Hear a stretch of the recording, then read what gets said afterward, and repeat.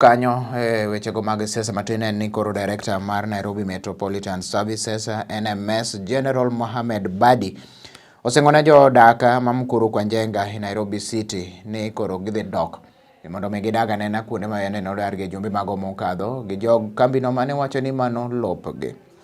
Goloso kod jodak ma Mukuru ma bende koro nolime sechego bang' bedo e koyo. Bade olero ni ji duto te mane nitiere kanyo e utego e lobno nyaka koro dogi ka koro en chik mogol to kod jatend piny owacho Uhuru Kenyatta ma bende koro osechung' mar dhi gedo ne oganda ma kamago e kinde mabiro. Nokwayo oganda ma Mukuru mondo kata kaponi koro biro gedo e nying jogo ma bende nitiere to giwe thuolo mar apaya ma biro bedo koro kakadho e tiende kanyo.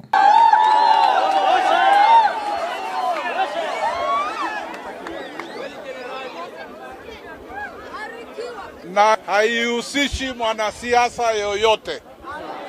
Hii sasa ni serikali. Rais mwenyewe ataleta mabati, mbao na kila kitu mujenge.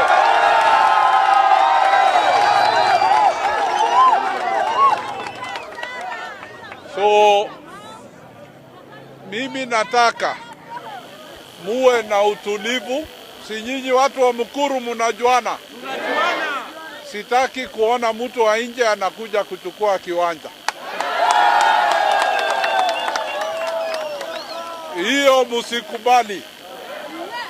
Wale watu walikuwa hapa ambao nyumba zao zimevunjwa ndio watarudi kujenga. Hakuna mtu ya nje.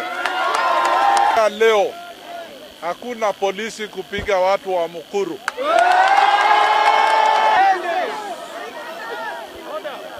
Hizo ndio maamrisho ya rais. Tumeelewana.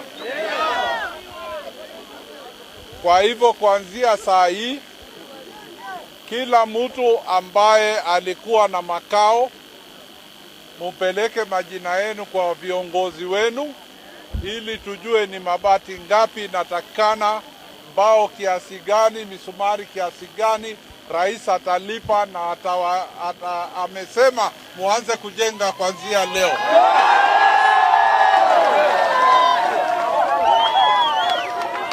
Kwa hivyo tuwe na utulivu. Hakuna mtu yule alikuwa hapa atakosa makao ya kuketi, na mutalipiwa mabati yote, mbao na cement. Rais mwenyewe atalipa kwa mfuko yake. Lakini tuelewane. Area barabara tutamak na choki. Musiingilie barabara yetu. Kiwanja ingine yote mutajenga, lakini barabara musiingilie. Hiyo tumekubaliana. Kwa hivyo tukimak na chok, mutuachie hiyo mahali ya barabara. Kiwanja ingine mujenge. Tumeelewana? Kwa hivyo kazi ianze sasa kujenga.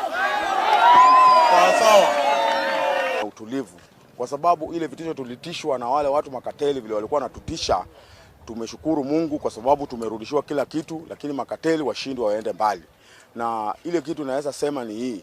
Wale machifu walikuwa wanatembea usiku na mchana kufukuza watu kwa kiwanja kwa sababu kila mtu aende nyumbani, kwa sababu hii kitu ilikuwa ya ukora, na Mungu ametuonekania kila kitu imekuwa ya ukweli.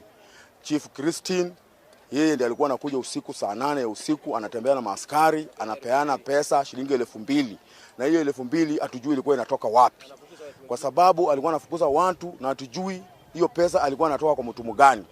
Yeye mwenyewe aseme hiyo pesa alikuwa anatoka kwa mtu gani, kwa sababu alikuwa anatembea na Dio mwenyewe simjui jina, lakini Dio hapa kwa Mukuru yeye ndiye alikuwa anatembea na Christine kupeana pesa 2,000. Na huyu mtu anaitwa DC